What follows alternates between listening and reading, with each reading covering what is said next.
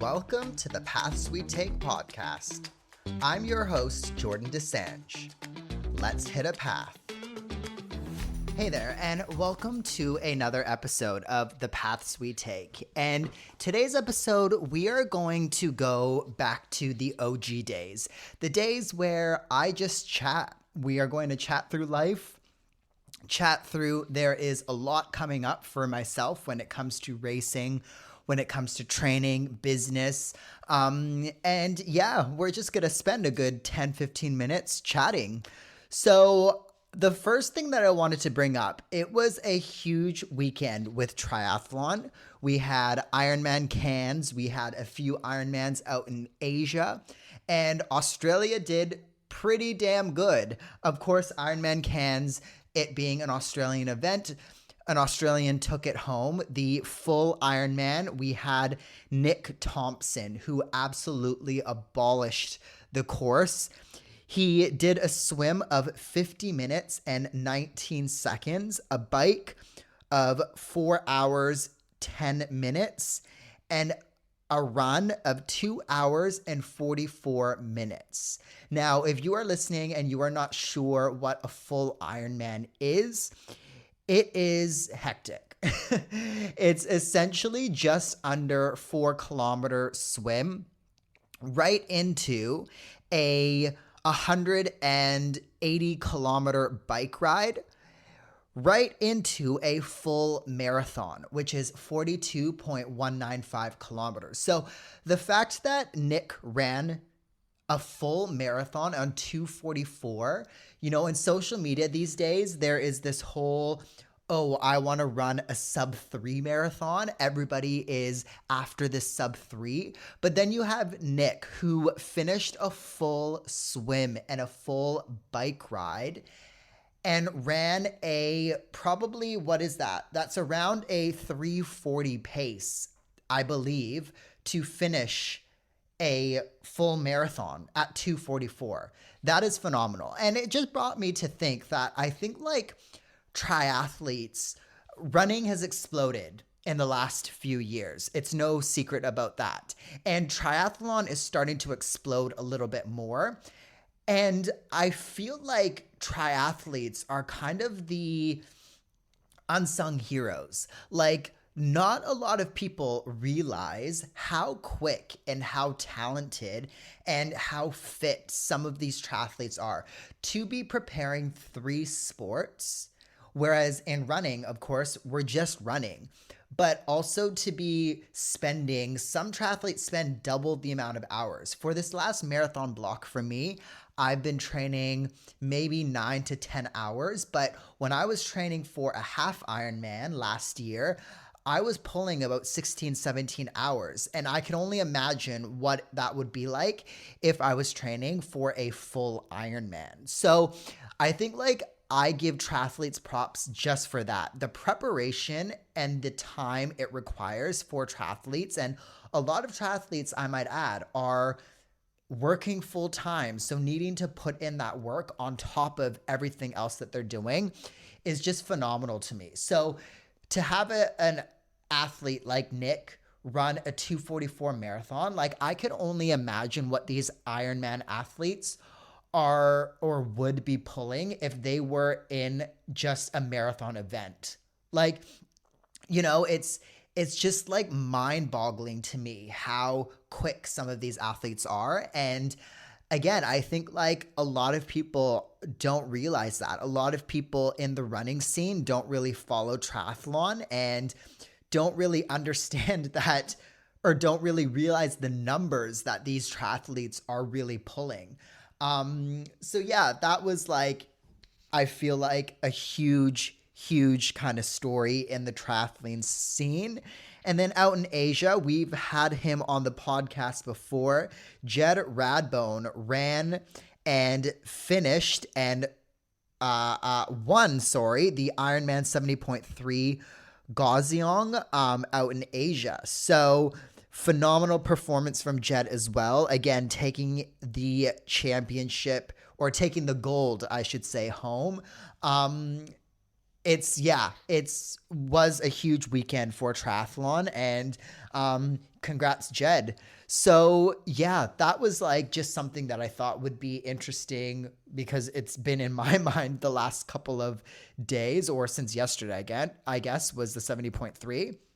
But it has me transition into, I guess, marathon training. For me, that's what's next on the roster. I have Gold Coast Mara coming up in 3 weeks' time now. And yesterday was my last longer run. I had a 36 kilometer with a bunch of reps and work within that. And I felt phenomenal. It felt great. I held the pace quite well. I am going into Gold Coast feeling phenomenal, but I am just a bit stressed about electrolytes and about cramping. So this is something that I wanted to bring up and share a bit of a story that has happened to me over the last couple of weeks. A bit of a scary story, actually. Essentially, I have, over the last couple of months, been experiencing chest symptoms. So I feel like at certain times my heart rhythm has been off, and I get kind of short of breath and I don't really know what's occurring. It kind of is a bit scary when it happens. And I went to the doctor about it. I'm pretty proactive. I mean, I guess how proactive can you be when you went to the doctor like a month after all of this? But I didn't know what was going on in the beginning. So I went to my GP. My GP is amazing, and he ordered bloods. And he ordered kind of like a heart monitor ECG. So I had to wear that for 3 days. Normally, apparently, you're only supposed to wear it for a day, maybe 2. But because I run all the time and he considered me quite fit, thank you, GP. He was like, let's just have it on for 3 days. We have extra data. You can continue to run, you can continue to train because I want to see your heart rhythm through it all. I haven't really experienced any of those symptoms during any of my runs. It was more so like during the day, just at random times. And it wouldn't even happen sometimes on the same days of my runs. It would be happening just, again, at random. So yeah, I am waiting for all of those tests now. The symptoms have been significantly better because what we realized from my bloods is that my electrolytes were significantly off balance and off whack. My sodium and potassium levels were so high. And he essentially was like, okay, this isn't good. We need to... This is when he referred me to the ED to get the heart rate monitor. But then he was like, okay, let's take a look at all of your nutrition. Because he's a great doctor. He, instead of prescribing medications if you don't need it, he was like, what are you doing to get your sodium and potassium this high? And we realized that the supplements that I was taking, I just was taking electrolyte supplements when I wasn't needing it. And I've heard stories similar to this. I've heard a bunch of stories and read a bunch of stories recently about not needing electrolytes as much as we think that we need, even as endurance athletes. I've looked at research, and there is some research out there suggesting that, unless you're doing something like a marathon or an ultra marathon or something like that day to day, or, to recover from something like that, you don't necessarily need electrolytes. Or let's say if you are running on a super hot day, you're sweating a lot, then yeah, maybe you might need electrolytes. But right now in Australia, it is winter. It is a lot colder out there. I know I'm not sweating as much. And what I was doing the last couple of months is every single morning when I was waking up, I was taking a scoop of electrolyte powder, because I thought, again, doing some other research, because other research out there suggests that that's a good thing to do because overnight you lose a lot of your electrolytes. So I thought replenish them in the morning. But then what I was also doing is after training, I was taking Gatorade or I was taking electrolyte powder maybe a couple times a day as well. And on top of all of the sodium and potassium that you get from food, I think I was just way overdoing it. So on the days that I had maybe an easy jog, I was still taking the same dosage that I was taking during a hard session, for example. So I feel like what I was doing was, again, I was overdoing it on days where I didn't need to. I shouldn't have been taking that kind of stuff. So that's my whole thought process behind that and what my GP thinks as well. Again, we'll wait for the tests and we'll try and figure out if there's anything sinister going on. But it just made me think, and it just has really put a lot into perspective about nutrition and about electrolytes and maybe not needing it as much as we think that we need it, especially in the endurance space. I think it's very easy for us to see Instagram, see TikTok, see all of these electrolyte supplements coming out and feel that we need to be taking all of this stuff because our favorite influencers or athletes or whatever are taking it. But I don't necessarily think, especially after my most recent experience, I'm a big believer now that we don't need as much electrolytes as we once thought or as we think that we need. And social media makes it seem that we need. So yeah, again, my symptoms have been significantly better since I've stopped all of that. I still maybe like yesterday during my 36-kilometer run, I had sodium tablets. And funny enough, later on in the day, I had the symptoms.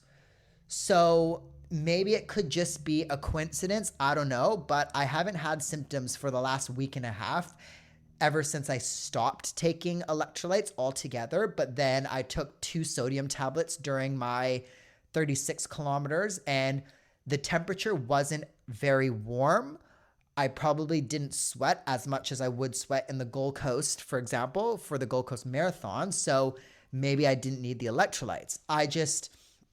The issue that I've also been having is I've been getting mad cramps during my long runs and during efforts over the last couple of weeks into the last month as well. So I had a chat with my coach and we're also thinking that maybe I'm carb loading way too much, but also again, overdoing the electrolytes causing the cramping because yesterday, again, during my 36 kilometer, during the end of it, I was cramping mad from 34 to 36 kilometer, which was stressing me out because I'm like, if this is what I'm going to be doing on race, this is not ideal. So I think what was happening, because I felt it, was that I was overdoing it with the gels during the run on top of there was like electrolyte drink, like an aid station that the group set up just so that we could practice that.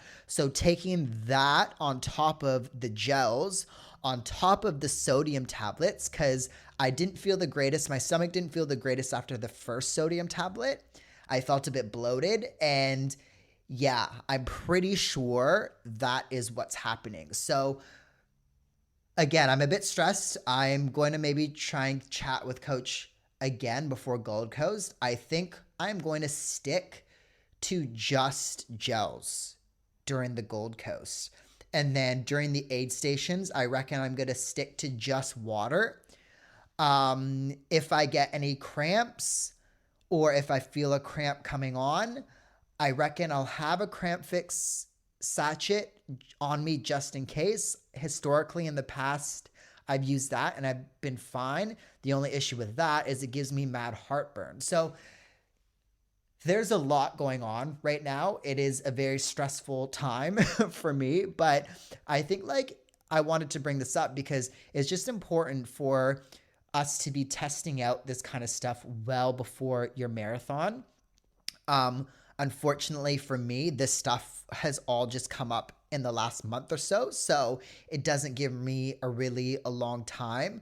The fortunate thing is this is my 14th marathon. I am going into it very aware of how I'm going to feel, what I need to change, things like that.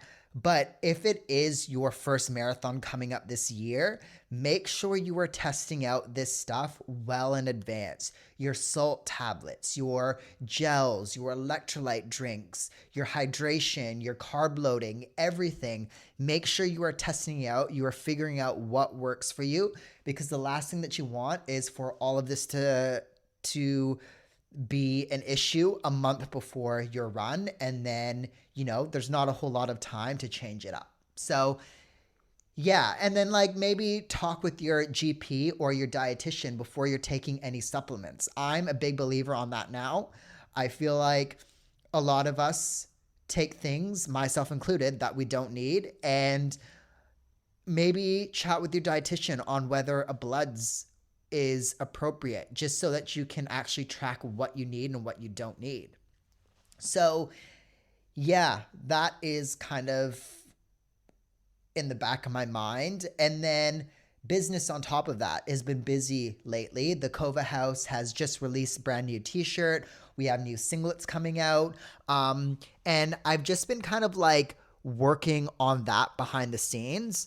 And I'm kind of in the fun stage. Like, things with that are fun right now. I'm not stressing. I'm just letting it be as it is. I think what I've seen a lot and what I see a lot on Instagram and social media is people stressing about their business, especially like, a day in the life of a new business or a day in the life of a new entrepreneur or whatever. And a lot of the time, what I see is them make videos about how you need to grind 24/7. You need to, you always need to be working. You always need to be stressing this and that. And where I kind of see where they're coming from, I also don't at the same time. Like, I understand you need to put in the work. I understand you need to go above and beyond. But I think at the same time, you need to step back, you need to calm down, and you just need to also put in the work, but let it run its course. And what I mean by that is, I feel like what I've done the last couple of months is I've launched, I'm working hard behind the scenes, but I'm not stressing and I'm not, overdoing it and burning out. Like, I feel like I see videos all the time of people, I don't know what sleep is, or I don't know what, relaxation is, or this and that. And again, I don't really believe in that. I think like that's just a little lame in my opinion. I'm sorry, that's just my opinion. That's not how I run my business and how I am running my business. And, I think it is still going pretty good. Am I Nike? Does all of you know what the Kova House is yet? No. But I think I am where I need to be right now. And I'm putting in the work that I have time to put in. I think that's the thing, is I don't want to be pulling away from my training. I don't want to be pulling away from all of this other stuff that brings value to my life, because then I think that this business is just going to be a bit of a burden, and I don't want that. So yeah, I think going into this business knowing that it's not the end of the world if it takes me 7-10 years or however long to build it, has been a game changer for me. Because I think a lot of the times these days we're looking for quick fixes and, quick results, and you're not going to be an overnight success. I'm sorry. Like, I'm a big believer that it is going to take your 3 years. It is going to take your 5 years. Your success is going to be, a long time down the road. And as soon as you understand that, I think business is not going to flourish. So yeah, that was just my little rant for today. We'll keep it at that.